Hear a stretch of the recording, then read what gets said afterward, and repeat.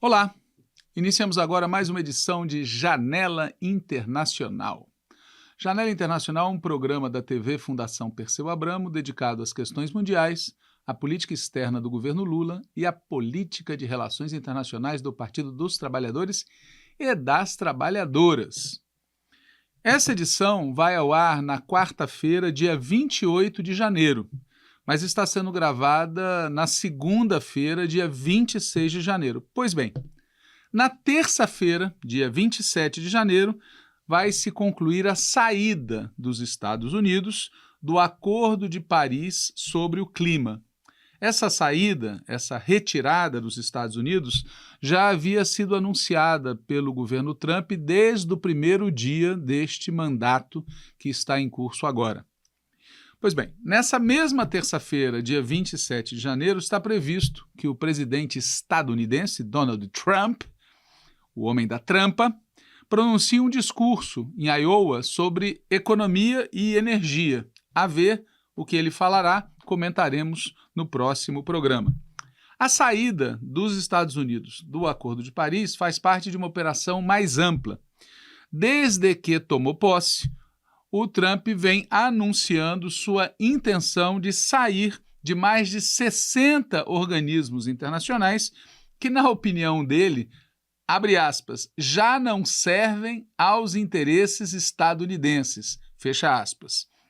Num documento que foi publicado no dia 7 de janeiro de 2026, a Casa Branca, inclusive, anunciou sua intenção de sair da Convenção Marco das Nações Unidas sobre o Câmbio Climático, né? Essa convenção foi adotada em 1992. O curioso é que os Estados Unidos foi o primeiro país a ratificar aquela convenção e agora é o primeiro país a anunciar a intenção de cair fora. Dito de outra forma, todo o sistema internacional montado após a Segunda Guerra Mundial, sob o protagonismo e sob a hegemonia dos Estados Unidos, agora está sob ataque e sob pressão dos Estados Unidos. Isso acontece por um motivo muito simples.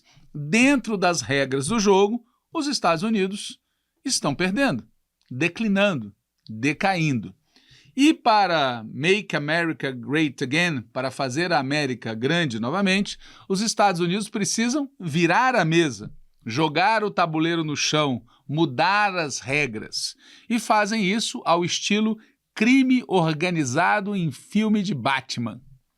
Trump não esconde suas motivações, não mede suas palavras, não disfarça seus gestos.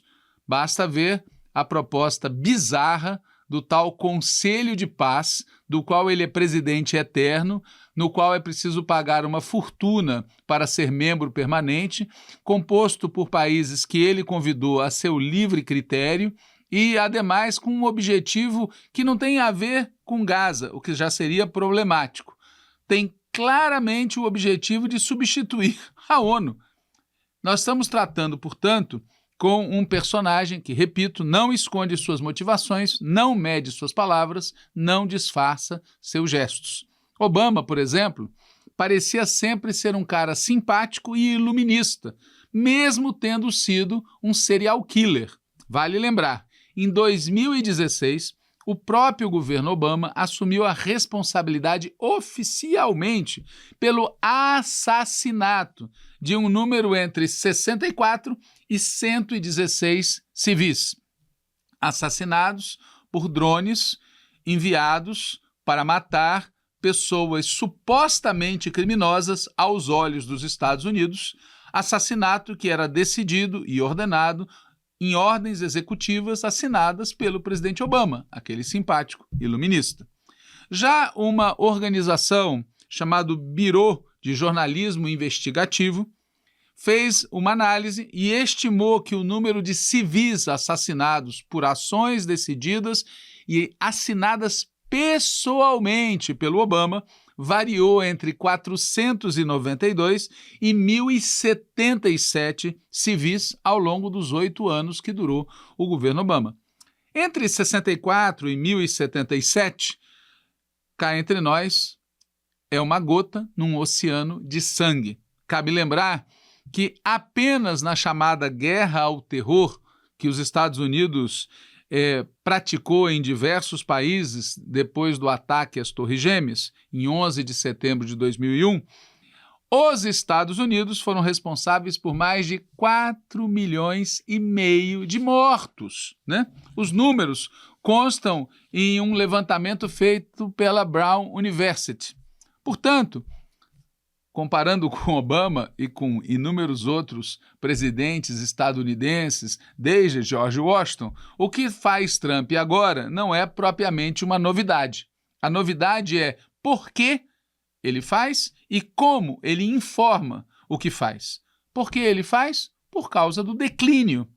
Como ele informa? De maneira descarada. Por exemplo, na Venezuela, ele deixou explícito que o que está em questão é petróleo. Tem nada que ver com direitos humanos, tem nada que ver com democracia, como muita gente tolamente acredita e embarca nessa parola. Pelo menos o Trump nos poupa da hipocrisia. Até porque está difícil manter as aparências quando todo dia a ICE, a milícia fascista oficial do governo Trump, ataca pessoas nas cidades estadunidenses, já tendo inclusive assassinado a sangue frio pelo menos 2 estadunidenses, WASP, White American Saxon Protestants, pessoas estadunidenses foram assassinadas a sangue frio, como é de conhecimento geral, pela milícia fascista do governo Trump. Mas ninguém se iluda. Esse descaramento, essa violência explícita, não decorre da personalidade do Trump. Sim, ele é um sociopata, ele é um pedófilo, ele é tudo de ruim. Mas ele não é nada mais, nada menos do que o cara certo, no lugar certo, na hora certa, tendo em vista a situação dos Estados Unidos. Pois vamos combinar, o objetivo do que ele faz e do que ele diz é amedrontar, pôr medo nas pessoas. Foi esse um dos instrumentos mais eficazes nas recentes eleições na Argentina, no Chile e em Honduras. O medo. Assim, cá estamos nós outra vez, tendo que colocar a esperança para derrotar o medo. A vantagem é que nós temos ao nosso lado não apenas as coisas boas e belas do mundo, temos ao nosso lado não apenas a verdade, mas temos também algo mais, o fato de que os Estados Unidos estão declinando. Isso não torna menos doloridos os seus golpes, suas balas e suas bombas.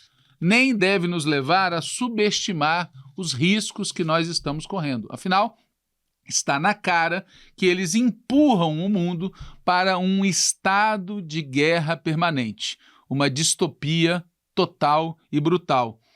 E onde é este o clima, estado de guerra permanente, a qualquer momento pode vir a hora da gota d'água e aí o que vai acontecer nós sabemos pela experiência histórica.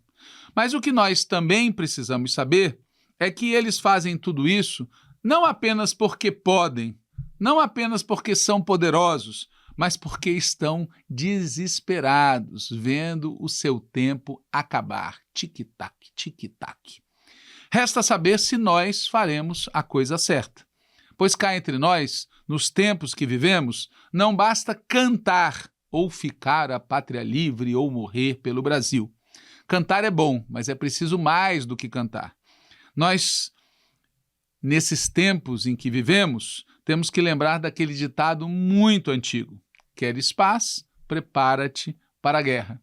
E faz parte da guerra a solidariedade. Por isso, é muito importante que em todas as cidades o Partido dos Trabalhadores, os partidos de esquerda, os partidos democráticos e progressistas, a cidadania que defende a soberania nacional entenda que o que aconteceu com a Venezuela tem como alvo o Brasil. E, portanto, não apenas por solidariedade à Venezuela, mas também por solidariedade a nós mesmos, é muito importante que em todas as cidades haja um engajamento na campanha Maduro livre, Cília livre, que eles possam retornar à Venezuela. Fiquem agora com Fábio Alcuri e o noticiário da semana. Dando sequência ao Janela Internacional de hoje, vamos começar com o Acordo Mercosul-União Europeia. Logo após a assinatura desse acordo, o Parlamento Europeu decidiu, por margem apertada de apenas 10 votos, encaminhar o texto para o Tribunal de Justiça da União Europeia, num movimento impulsionado pelo Grupo dos Verdes no Parlamento e acatando a pressão do setor agropecuário europeu. Num total de 669 europarlamentares presentes, houve 334 votos a favor, 324 contrários e 11 abstenções. No caso da França, a segunda maior bancada nacional do Parlamento Europeu, os 81 parlamentares de todas as tendências políticas votaram unânimes a favor dessa medida. Os parlamentares europeus pediram ao tribunal para avaliar se o acordo é compatível com os tratados constitutivos do bloco, como a possibilidade de aplicação provisória do pacto antes da ratificação por todos os Estados-membros e o impacto de suas cláusulas sobre a autonomia da União Europeia para definir políticas ambientais e sanitárias voltadas à proteção dos consumidores. Essa decisão deve suspender a entrada em vigor do acordo por até 2 anos e, por todo o período, o tratado fica congelado até uma manifestação final da Corte. A iniciativa reforçou as incertezas sobre o acordo e aprofundou o debate sobre os limites jurídicos e políticos da política comercial europeia, frente à crescente pressão social e institucional dentro do bloco. Apesar desse encaminhamento, a Comissão Europeia ainda pode aplicar partes do acordo de forma provisória, conforme previsão dos mecanismos legais comunitários, mas até o momento não houve indicação oficial dessa alternativa. A estratégia permitiria que o acordo entrasse em vigor temporariamente, com base em competências executivas da Comissão Europeia e apenas uma eventual rejeição explícita do Parlamento Europeu ou uma decisão contrária da Corte de Justiça poderia interromper sua aplicação. Essa decisão pode ser politicamente difícil devido a uma provável reação negativa de parte da população e a possibilidade do Parlamento anulá-lo posteriormente. Analistas indicam que essa situação dificulta a tomada de decisões por parte de empresas, devido à insegurança jurídica. Do lado de cá, os países do Mercosul tendem a reforçar o compromisso com o acordo. A avaliação interna da União Europeia é de que uma rápida aprovação nos países sul-americanos poderia aumentar a pressão política sobre europarlamentares e reduzir as resistências ao tratado. No caso brasileiro, o Itamaraty decidiu manter a prioridade para garantir sua aprovação pelo Congresso Nacional, evitando novos atrasos quando sair a decisão judicial da Corte Europeia. A expectativa é de que a internalização do acordo seja aprovada até o segundo semestre. Minneapolis em chamas. Como parte dos amplos esforços de deportação do governo Trump durante seu atual mandato, agentes do Serviço de Imigração e Controle de Aduanas dos Estados Unidos, conhecido pela sigla ICE ou ICE, têm se envolvido cada vez mais em confrontos violentos não somente com migrantes, mas também com cidadãos estadunidenses, como parte de uma mudança da agência para uma aplicação mais agressiva das leis de imigração. No dia 6 de janeiro, o Departamento de Segurança Interna, ao qual o ICE está vinculado, anunciou aquela que chamou de a maior operação de fiscalização de imigração já realizada, enviando 2.000 agentes para a região metropolitana de Minneapolis-St. Paul, no estado de Minnesota. Essa ação também incluiu agentes da Divisão de Investigações de Segurança Interna ligada ao mesmo departamento e focada em suspeitas de fraude. No dia seguinte à chegada desse pessoal, ou seja, 7 de janeiro, Renee Good, uma cidadã estadunidense que voltava para casa após ter deixado o filho numa escola primária, passou por uma patrulha de agentes do ICE e, após uma confusão, foi atingida por tiros disparados pelo agente Jonathan Ross. As versões sobre o que de fato ocorreu variam muito, mas as imagens do carro desgovernado avançando sobre um veículo estacionado correram o mundo. Mesmo após esse acontecimento, o ICE continuou realizando operações em Minneapolis e avançaram para o sul até a vizinha Richfield. A morte de Good ocorreu a cerca de 1,6 quilômetros do local onde George Floyd foi assassinado por um policial em Minneapolis em 2020, que desencadeou protestos mundiais contra a brutalidade policial e a injustiça racial. Da mesma forma, o assassinato de Good atraiu uma multidão de manifestantes ao local com reação das forças federais de segurança. As manifestações cresceram e se espalharam para muitas cidades dos Estados Unidos. Mais de 1.000 protestos foram marcados para o dia 10 de janeiro, por exemplo. E alguns dias depois, a agência Reuters informou que no dia 23 de janeiro, a organização Faith in Minnesota, que participou da articulação dos atos, afirmou que religiosos denunciaram a detenção de trabalhadores de aeroportos e companhias aéreas durante o expediente no Aeroporto Internacional de Minneapolis-St. Paul. O grupo cobrou que empresas do setor aéreo se posicionassem e exigissem o fim imediato da ampliação das operações do ICE no estado. Policiais ordenaram a desobstrução da via ocupada pelos manifestantes e, diante da recusa, dezenas de pessoas foram presas e algemadas com braçadeiras plásticas sem resistência e levadas em ônibus. Os organizadores do protesto informaram que cerca de 100 membros do clero foram presos. Organizadores e participantes afirmaram que bares, restaurantes e lojas suspenderam atividades durante o dia enquanto trabalhadores aderiram aos atos de rua descritos como uma greve geral em protesto contra a presença ampliada de agentes federais de imigração nas chamadas cidades gêmeas, Minneapolis e St. Paul. Ante o crescimento dos protestos, o Pentágono colocou cerca de 1.500 soldados da ativa em alerta para um possível deslocamento a Minnesota. O governo Trump tem insistido na ideia de tratar conflitos sociais e protestos civis desde uma perspectiva militar, abrindo caminho para mais radicalização, que leva a uma maior polarização na sociedade e amplia a instabilidade no país. Além disso, Trump também tem repetido as ameaças de cortar o financiamento federal para qualquer estado que tenha cidades santuário, onde há menos cooperação das autoridades com os agentes federais de imigração, expandindo seus ataques a cidades administradas principalmente por democratas e, em suas redes sociais, disse que interromperia os pagamentos já a partir de 1º de fevereiro. E a história ainda continua. No dia 24 de janeiro, fontes oficiais indicaram que agentes federais realizavam uma operação para deter um imigrante indocumentado com um histórico criminal significativo, versão contestada pelos registros judiciais e do Departamento de Correções de Minnesota.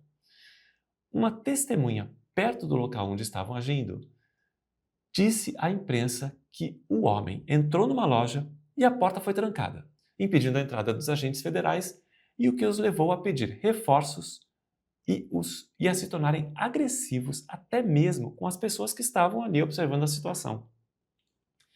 Dentre essas pessoas estava Alex Pretty, um enfermeiro de tratamento intensivo. Nova confusão, e enquanto um grupo de agentes tentava imobilizá-lo, um deles disparou contra Pretty, que morreu no local. Novos protestos começaram logo em seguida e no mesmo dia se espalharam para outras cidades. Até o senador republicano Bill Cassidy, de Louisiana, pediu a abertura de uma investigação completa sobre o caso.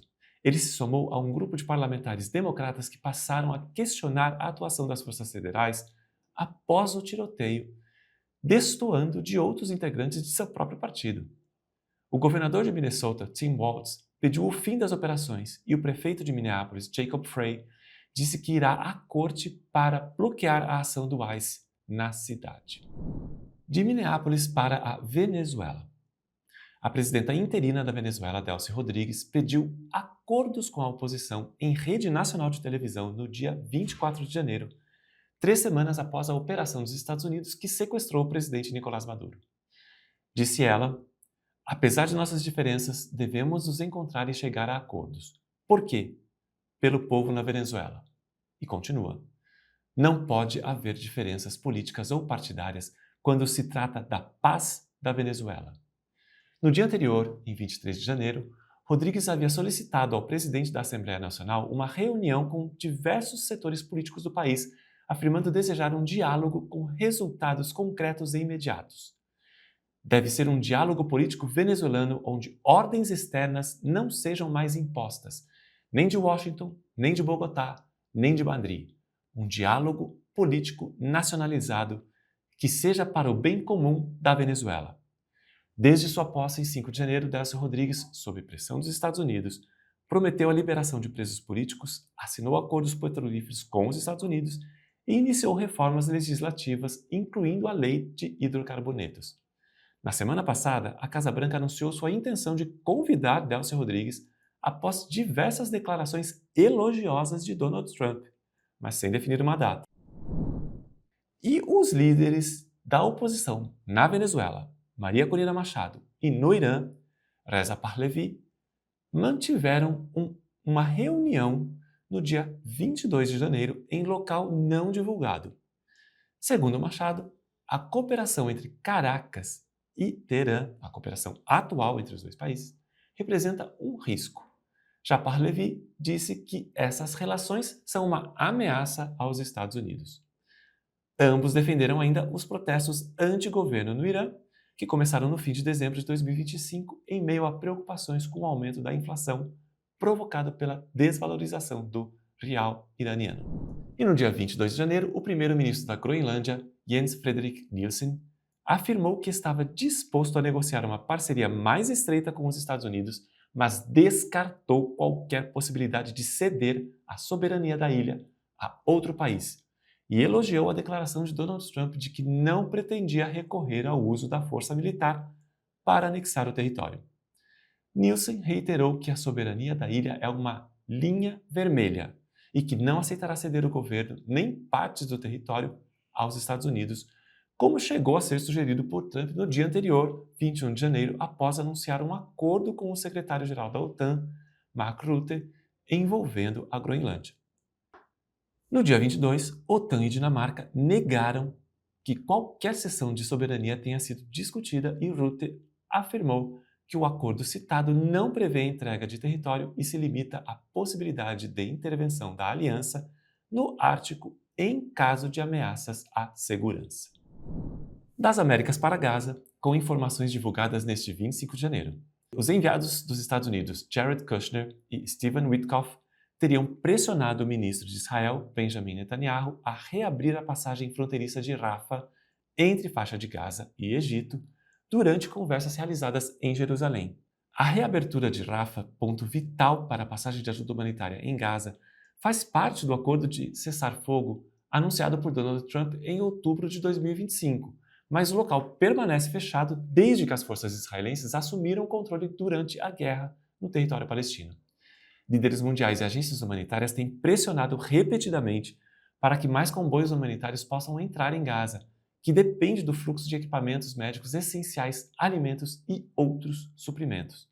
O gabinete do primeiro-ministro Netanyahu havia afirmado no dia 19 que concordaria com a reabertura apenas para pedestres que sofreriam uma inspeção completa a cargo do governo israelense e que essa medida dependeria do retorno de todos os reféns vivos e de um esforço total do Hamas para localizar e devolver todos os reféns mortos. Sobre este ponto, o exército israelense estava realizando buscas em um cemitério na faixa de Gaza, atrás dos restos mortais do último refém, Ran Gvili, um sargento da unidade de elite Yassam, da polícia israelense, que foi morto em combate no dia do ataque e seu corpo foi levado para Gaza.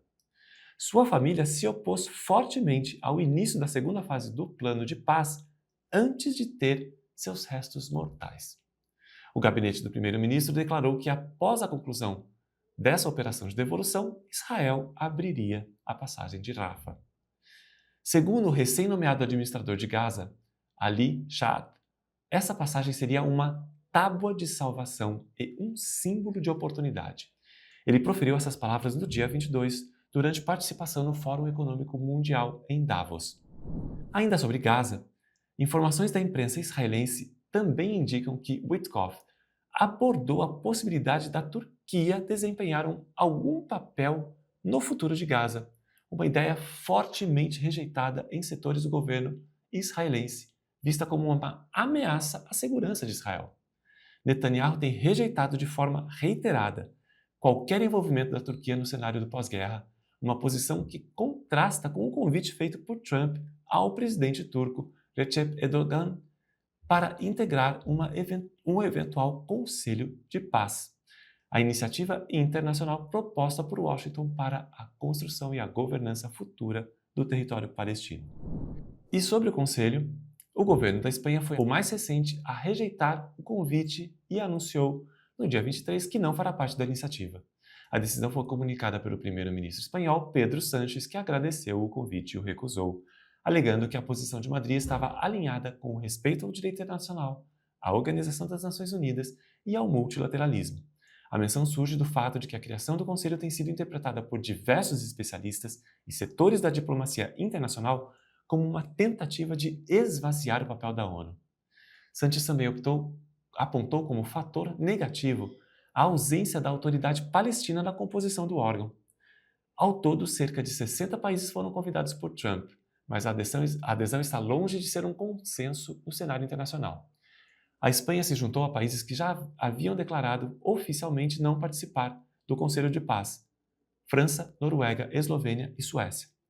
Na outra ponta, já aceitaram Armênia, Arábia Saudita, Argentina, Azerbaijão, Bahrein, Belarus, Bulgária, Catar, Cazaquistão, Egito, Emirados Árabes Unidos, Hungria, Indonésia, Israel, Jordânia, Kosovo, Marrocos, Mongólia, Paquistão, Paraguai, Turquia, Uzbequistão e Vietnã. O Brasil está na lista de países que ainda não responderam, junto com Reino Unido, China, Croácia, Alemanha, Itália, Rússia, Singapura e Ucrânia, entre outros. No dia 22, o presidente Lula conversou por telefone com o presidente indiano, Narendra Modi, sobre esse tema. A Índia também foi convidada e ainda não tomou uma decisão. O governo estadunidense anunciou novas sanções contra organizações palestinas que atuam na faixa de Gaza, alegando que operariam em nome do Hamas, mas não apresentou provas dessas acusações. De acordo com o comunicado oficial, as sanções atingem 6 organizações: a Conferência Popular para os Palestinos no Exterior, a Associação Watt, a Associação Al-Nur, Comboios de Gaza, Associação Al-Falah, Al-Ayadi Al-Rahima e Associação Al-Salama. Segundo Washington, todas teriam sede na faixa de Gaza e estariam envolvidas em atividades de assistência médica e humanitária à população civil, operando em nome do Hamas. Segundo essas organizações, o cerco e a restrição ao acesso a alimentos e serviços básicos tem como efeito a pressão sobre os 2,2 milhões de palestinos que vivem em Gaza, cenário descrito como um processo de expulsão forçada da população do território. As novas sanções ocorrem enquanto se agrava a situação humanitária em Gaza, marcada por um bloqueio imposto por Israel e por repetidas violações dos acordos de cessar-fogo. A Agência das Nações Unidas para a Assistência aos Refugiados da Palestina, a UNRWA, anunciou neste domingo, 25 de janeiro, que sua sede em Jerusalém Oriental, que já havia sido parcialmente demolida, agora foi incendiada. A UNRWA não forneceu detalhes sobre a causa do incêndio em suas instalações, que foram tomadas e começaram a ser demolidas pelas autoridades israelenses em 20 de janeiro, um ano depois de Israel proibir a agência de operar no país. A ONU condenou a apreensão e as demolições na semana passada, e a UNRWA insistiu que seus ativos permanecem protegidos pelos privilégios e imunidades da ONU, posição que reafirmou no domingo. Segundo Jonathan Fowler, porta-voz da UNRWA, como todos os Estados-membros da ONU, em qualquer lugar do mundo e sem exceção, Israel tem a obrigação legal de proteger e respeitar as instalações das Nações Unidas. A UNRWA foi criada especificamente para centenas de milhares de palestinos deslocados durante a criação do Estado de Israel em 1948 e fornece registro de refugiados bem como serviços de saúde e educação nos territórios palestinos, no Líbano, na Síria e na Jordânia. Seu complexo em Jerusalém Oriental, em uma parte da cidade ilegalmente anexada por Israel, está sem funcionários desde janeiro de 2025, quando entrou em vigor a lei que proíbe suas atividades. As autoridades israelenses acusaram funcionários da UNRWA de participarem do ataque do Hamas em Israel em 7 de outubro de 2023, que desencadeou a atual guerra na faixa de Gaza. A ONU chegou a demitir 9 de seus funcionários em agosto de 2024, indicando que poderiam ter se envolvido na operação. Uma série de investigações posteriores revelou problemas de neutralidade dentro da agência, mas observou que Israel não havia fornecido provas conclusivas para suas alegações. A UNRWA permanece ativa na Cisjordânia, ocupada, e na faixa de Gaza. Próximo dali, mas agora ao norte de Israel, aviões de guerra israelenses realizaram uma série de ataques no dia 25 de janeiro em várias áreas do sul do Líbano e do leste do Vale do Bekaa, matando pelo menos 2 pessoas e ferindo outras 5, de acordo com um relatório do Ministério da Saúde libanês. Mais de 350 pessoas já foram mortas por fogo israelense no Líbano, apesar do cessar-fogo desde novembro de 2024, de acordo com uma contagem feita pela agência AFP e baseada em relatórios do Ministério da Saúde. Os aviões destruíram um hangar e um prédio adjacente em uma cidade no sul do Líbano, um local que o exército israelense alega ser usado pelo Hezbollah para a fabricação de armas. Moradores da área indicaram que o armazém era usado para conserto de veículos e equipamentos de construção. Esta onda de ataques conclui uma semana de escalada israelense sem precedentes desde o acordo de cessar-fogo alcançado no final de novembro passado, de 2024, deixando dezenas de feridos e destruindo inúmeras casas no sul do Líbano com cerca de 50 famílias desabrigadas. A escalada de tensões ocorre no momento em que o Mecanismo Internacional de Monitoramento do Cessar-Fogo, liderado pelos Estados Unidos, está paralisado. 2 reuniões deste órgão marcadas para janeiro foram canceladas sem explicações por parte do governo estadunidense. Israel considera insuficiente o fim de toda a presença militar do Hezbollah em sua fronteira norte, oficialmente anunciado pelo Líbano. Exige o desarmamento completo, que o Partido Xiita recusa até que Israel se retire do território libanês e os ataques cessem. Agora, indo para o Irã, diante das renovadas tensões entre Washington e Teherã e do ressurgimento da possibilidade de ataques dos Estados Unidos ao Irã, a diplomacia das monarquias árabes do Golfo Pérsico permanece ativa e o governo estadunidense precisa agora lidar com outro ator regional, ou atores regionais, essas monarquias do Golfo, que se opõem à intervenção estadunidense. No início de janeiro, quando o tom de Donald Trump se tornou ameaçador em relação ao Irã, os governos de Arábia Saudita, Catar e Omã estiveram na vanguarda de esforços para evitar as perspectivas de uma intervenção militar estadunidense. Consideravam que o ataque contra o Irã teria uma série de consequências na região. As monarquias árabes do Golfo temem uma possível retaliação iraniana contra interesses estadunidenses localizados dentro de suas fronteiras, mas, acima de tudo, temem as repercussões econômicas. A Arábia Saudita, em particular, busca estabilidade política para incentivar o investimento. A suspensão de voos para aeroportos da região, nas últimas horas, ressalta a vulnerabilidade desses países à evolução da situação da segurança na região. A primeira-ministra do Japão, Sanae Takaichi, dissolveu o parlamento no dia 23 de janeiro e convocou eleições antecipadas para 8 de fevereiro, numa tentativa de capitalizar os altos índices de aprovação desde que se tornou a primeira mulher a ocupar esse cargo no país há 3 meses. Ela deseja ratificar o respaldo público para aumentar os gastos militares e medidas econômicas para combater a alta do custo de vida. A conservadora Takaichi espera obter resultados favoráveis nessas eleições para fortalecer sua atual escassa maioria parlamentar, numa coalizão formada por seu partido, o Liberal Democrático, que enfrenta baixos índices de aprovação após uma série de escândalos, e o Partido da Inovação do Japão. Em 26 de dezembro, o gabinete de Takaichi aprovou uma proposta recorde de orçamento de defesa, no momento em que Tóquio expressa crescente preocupação com a China. A primeira-ministra afirmou em novembro que as forças armadas chinesas poderiam se envolver caso a China tomasse medidas contra Taiwan, em comentários que causaram indignação em Pequim, que, por sua vez, retaliou com medidas diplomáticas e econômicas contra o Japão.